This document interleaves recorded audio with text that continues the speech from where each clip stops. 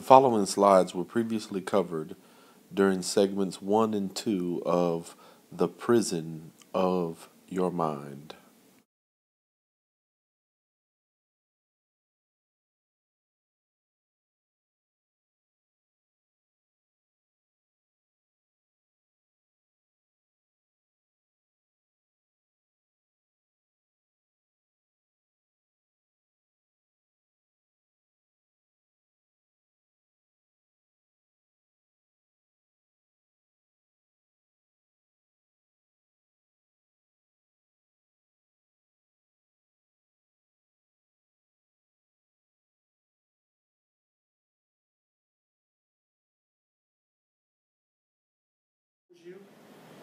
Are you enamored with the television?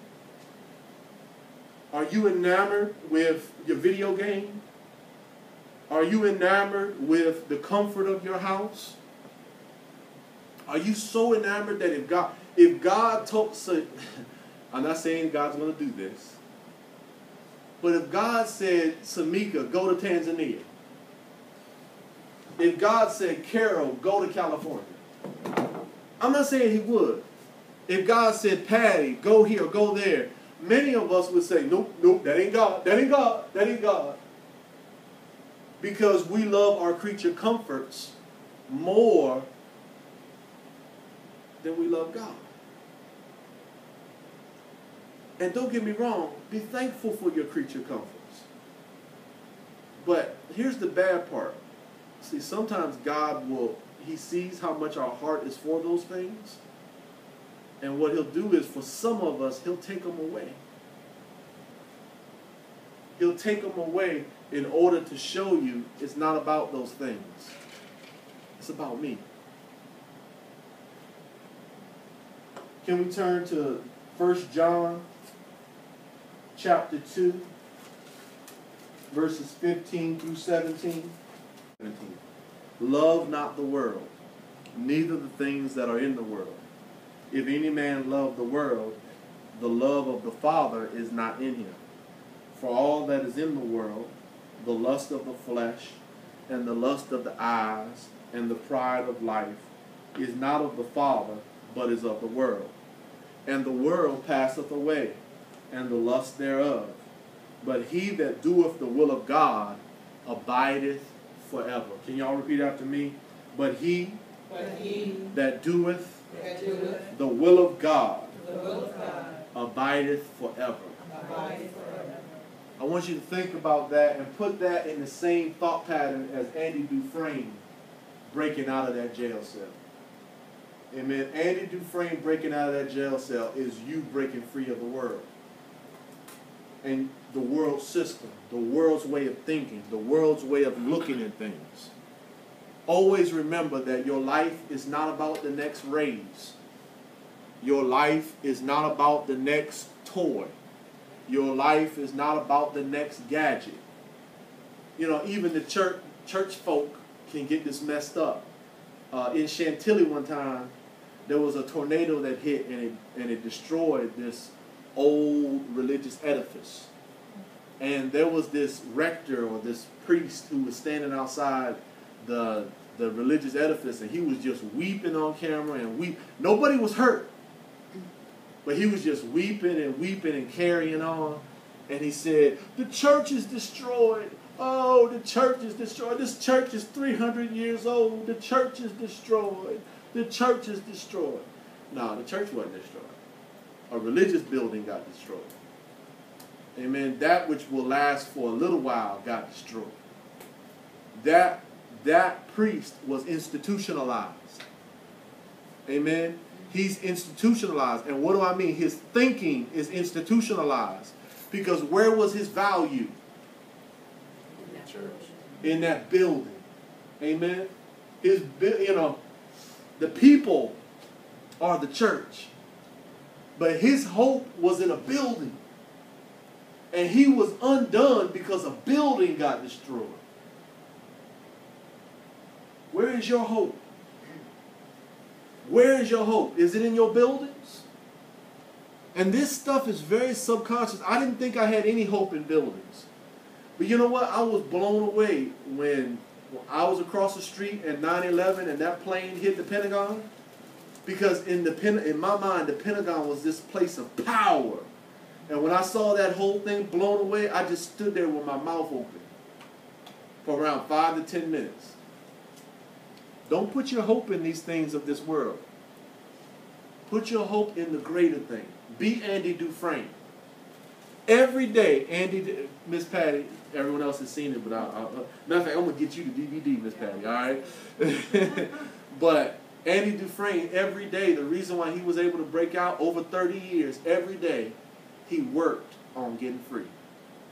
Every day, he worked on getting free. And every day, he chiseled away at that wall, and he put a little bit of dirt. We tried to find this clip for you, but he put the dirt in his pocket. He put the rocks in his pocket, and when he would go out to the jail yard, he'd do what I call the Shawshank shape, and he would try to get the dirt free. Amen. And he would do that in the jail yard because every day, Miss Patty, he was working toward freedom. Amen. Every day. In that jail cell, he was raped by men. In that jail cell, he was tortured. He was beaten. All these awful things happened, but he got up, and his hope was for getting out. Good things. He met good friends in that jail cell. He had a system. He had a job. He helped people in that jail cell. But his hope was never in the jail cell. His hope was in getting free. Christ has set you free. Who the Son has set free is free indeed.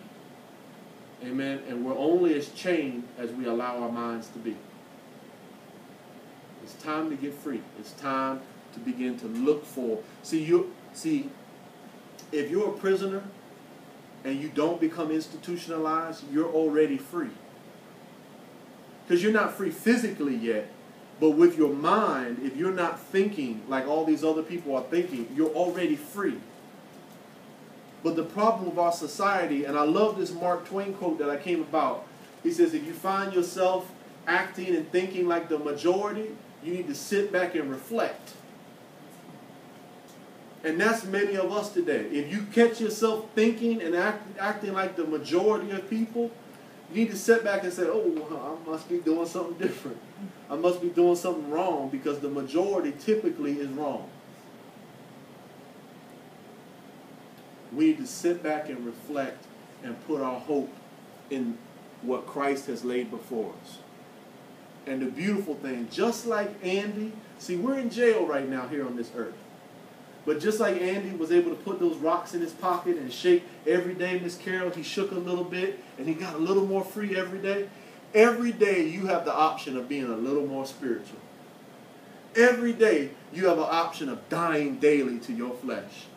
Every day you have the option of getting a little more free with the decisions that you make. Every day you can come a little, you got to ask yourself the question. I even do this on a microcosm and a major level. I ask myself every day, am I a little bit closer to being like Jesus Christ? And I also, on a micro level, I ask myself, am I a little bit closer to leaving that government job? Amen. So that's my baby dream and my big dream. Am I a little bit closer every day? What have I done today to get free of that government job? And then also the bigger question is, what have I done today to become a little bit more like Jesus Christ? Every day are you getting free?